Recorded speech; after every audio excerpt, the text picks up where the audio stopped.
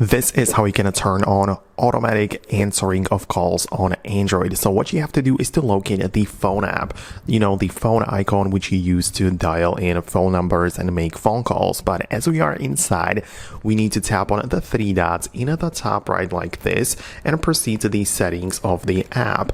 And this is the page for call settings only, not the general settings app, but only for the phone app.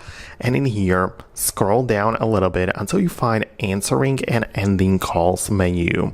You get in there, plenty of things of course, but there is the toggle for answering automatically. So answer automatically is the toggle you need to enable, right? And once you turn it on, below we also have another indicator or another information which says after 2 seconds. So you can tap on it and even change the interval. So you can see that we automatically answer call nows, but it could be after 2 seconds, 5, 10, or even a custom time. So you can choose literally just 1 second, meaning that after the phone call rings for 1 second, it will be answered and picked up automatically. But yeah, that's how you can do this. Of course, you can disable it later if you don't like it, but that is essentially it.